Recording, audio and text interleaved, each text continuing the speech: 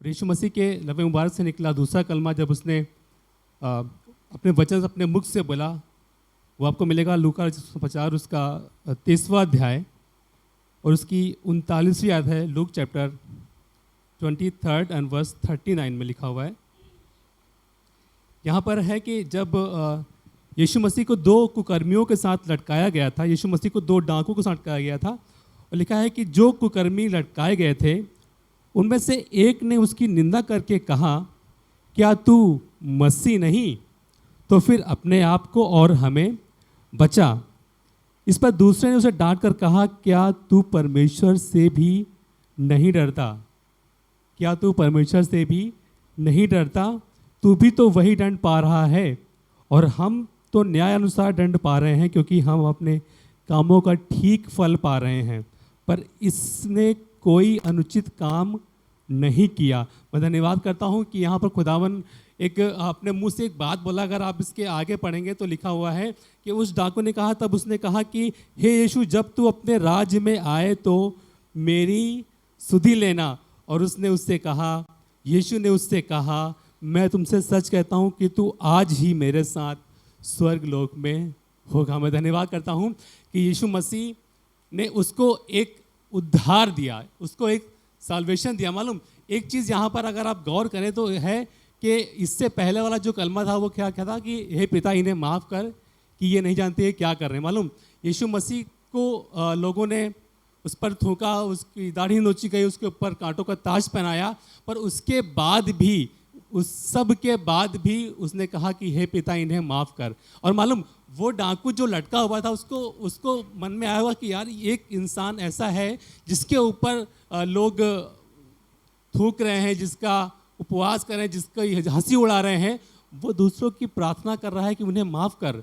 वो दूसरों के लिए दुआ कर रहा है कि पिता इन्हें माफ़ कर। मालूम उसके अंदर कहीं ना कहीं एक बात है कि यार अगर मैं उस यीशु मसीह से अब माफ़ी मांगूंगा तो शायद मेरा भी उद्धार हो जाए, मेरा भी छुटकारा हो जाए। और उसने सही मौका समझा कि अब मैं इन क्षणों में, जब मेरा लास्ट टाइम है, जब मेरा आखिरी मौका है कि मैं कुछ अच्छा कर सकूं, उसने कहा कि मैं एक काम करूंगा, मैं अपने आप को और नीचा करूंगा। उसने कहा, हे पिता, जब तू अपने राज्य में जाए तो मेरी भी सुधि लेना। मालूम एक डाकू है ऐसा जिसके पास जो अपराध अपने मान नहीं रहा है, जिसके पास ये है कि काश मैं बच जाऊं, है ना, जिसके पास ये है कि अगर तू परमेश्वर का पुत्र है तो मुझे भी बचा। उसके पास एक लालच है कि मैं कैसे ना कैसे बच जाऊं, मैं उसको कुछ ऐसी बातें बोलूँगा जिससे ये यीशु शायद मुझ पर दया करे। पर इसको यकीन नहीं हुआ। पर मैं धन्यवाद करता हूँ उस डाकू के लिए जिसके पास एक आशा अब भी थी। लास्ट टाइम है, क्रूस पर चढ़ा है, सूली पर चढ़ा है, उसको भी लटका दिया गया है और अब ये मरने वाले हैं, पर इसके पास भी अभी एक आशा है, उसके पास भी अभी एक आशा है। उसने कहा, प्रभु, जब तू अपने राज्य में जाए तो मेरी भी सुधि लेना। मालूम आप क्या बीमारी की बस्तर में हैं, आप क्या कठिन परिश्रम में जा रहे हैं, आप क्या परीक्षाओं में हैं, पर अब आपने अपना हाथ रोक लिया है कि अब मुझसे कुछ ना हो पाएगा, अब मुझसे कुछ ना हो पाएगा। तो मैं धन्यवाद करता हूँ, जैसे आप अपने आप को नीचे गिराते हैं, जैसे आप अपने आप को शून्य करते हैं, वैसे ही यीशु मसीह काम करना शुरू कर देता है, वैसे ही यीशु मसीह चंगाई देना शुरू कर देता है, वैसे ही यीशु मसीह छुटकारा देना शुरू कर देता है। पर करना एक बात है कि यीशु मसीह के हुजूर आ जाना है और अपने आप को दीन कर लेना है। मालूम मुझे जैसे ही अंकल ने बोला कि तुम्हें ये कलमा को बोलना है, मैं बताऊं मेरे अंदर 2 मिनट में एक वर्स आई।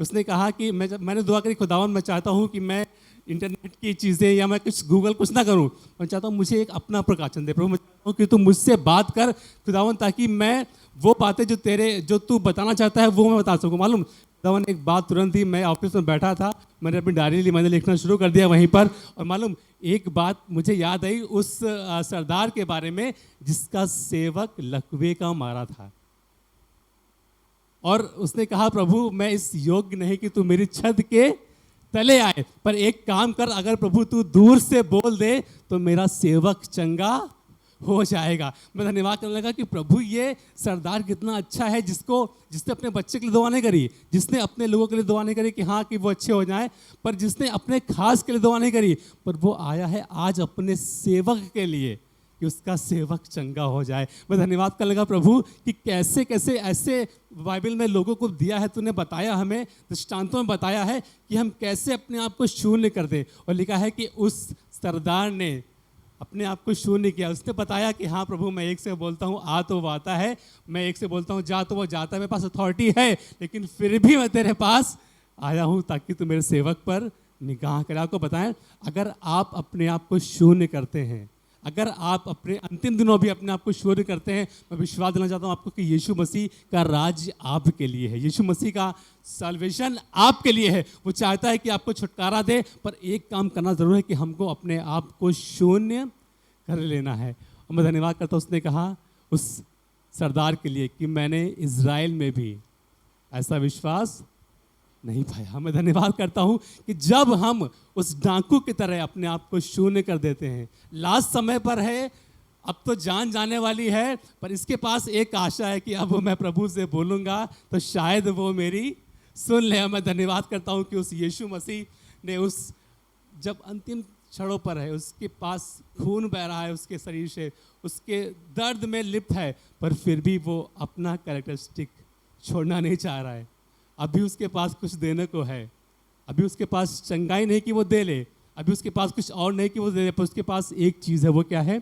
छुटकारा जो देना चाहता है। और वो उसने वही किया कि हम अपने अंतिम क्षणों में, जब की भी हालत खराब है, जब वो लहू से एकदम लवरेज है, जब वो प्यास से बहुत परेशान है, उसके बाद भी उसने उस डाकू को बोला तू आज ही मेरे साथ स्वर्ग में होगा। मैं आपको बताना चाहता हूँ कि आप किन परिस्थितियों में खुदावन के पास आए हैं। अगर आप बीमारी में हैं, एक काम करो, अपनी आशा कभी मत ना छोड़ना। अगर आप कठिनाइयों में हैं, अपनी आशा मत छोड़ेगा, क्योंकि वो यीशु मसीह जो अंतिम क्षणों में जिसने माफ़ी मांगी, जब उसको माफ़ कर सकता है, तो क्या आपके लिए काम नहीं करेगा?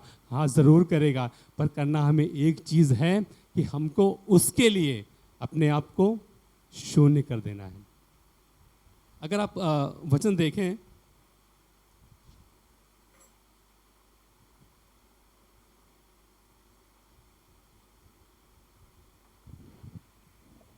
कलाम बताता ना किसके आगे लिखा है कि जो अपने आप को छोटा करेगा वो बड़ा किया जाएगा। मैं धन्यवाद करता हूं कि जब हम अपने आप को छोटा करते हैं तो खुदावन बड़ा करता है। लूका में यह 18 अध्याय है और उसकी 14वीं आयत में लिखा हुआ है। जी पढ़ने, लूका 18 उसकी 14वीं आयत।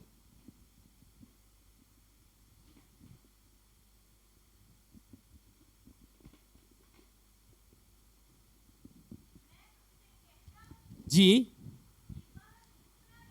जी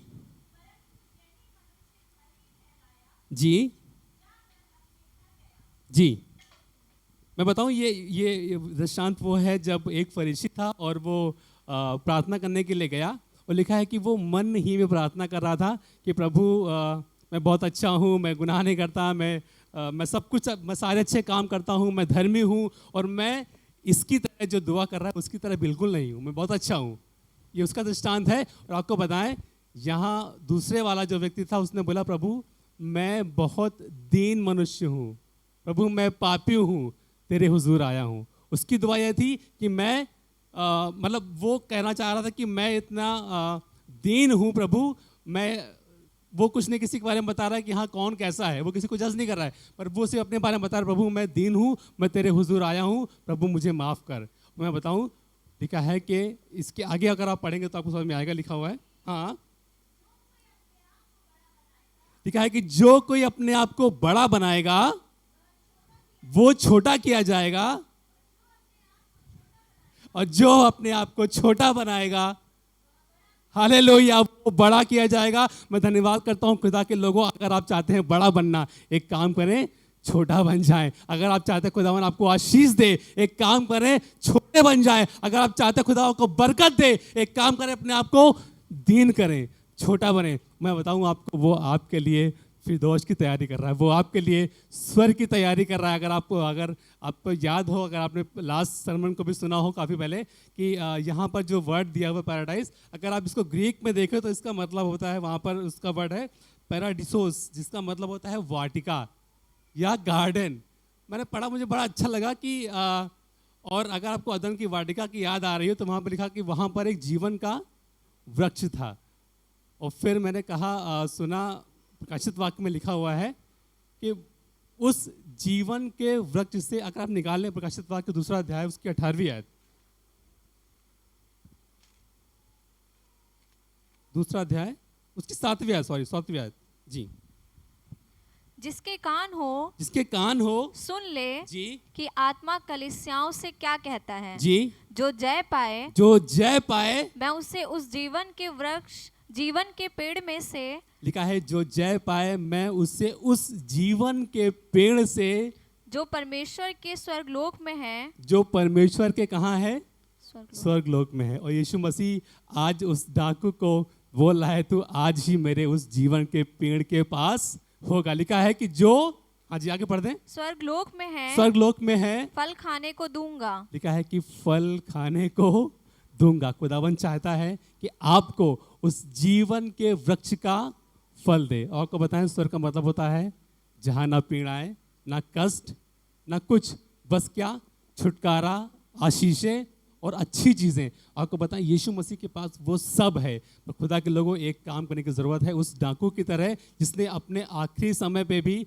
अपने आप को शून्य कर दिया कि हाँ शायद अब मुझे माफ़ी मिल जाएगी। और यीशु मसीह ने बिना कुछ सोचे समझे बोला कि आज ही तो मेरे साथ स्वर्ग लोक में होगा। मैं धन्यवाद करते हैं जब हम अपने आप को दीन करते हैं, जब अपने आप को छोटा बनाते हैं, जब उस यीशु को अपना प्रभु अंगीकार कर लेते हैं, वैसे ही यीशु मसीह हमारे जीवन में काम करना शुरू कर देता है। अगर अभी भी कुछ ऐसे लोग हैं जो शायद मेरी आवाज़ सुन रहे हैं, जो शायद देख रहे हैं, मैं आपको बताएं, अगर आपके पास कुछ भी लगता है कि यार अब तो जीवन खत्म, मैं कई बार सोचता हूँ कि लोग सुसाइड कर लेते हैं, अपना जीवन खत्म कर लेते हैं, पर मैं आपको बताएं, अगर आपके पास चाहते हैं कि आशा हो तो वो मालूम किस में है, यीशु में है। वो सिर्फ यीशु मसीह में है जो उद्धार करता है। और अच्छी बातें अभी मैंने वचन में पढ़ी, और मुझे आपको मालूम, यीशु मसीह जब उस समय आया था वो खाली इजराइलियों के लिए ही आया था। आपको मालूम है ये बात?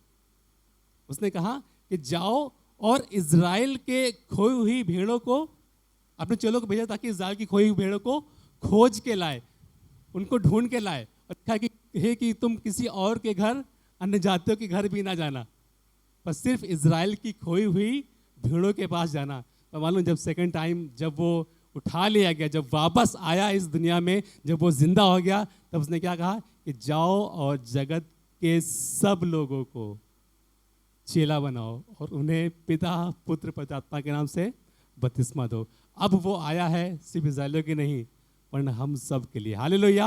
अब वो आया है हम सब के लिए।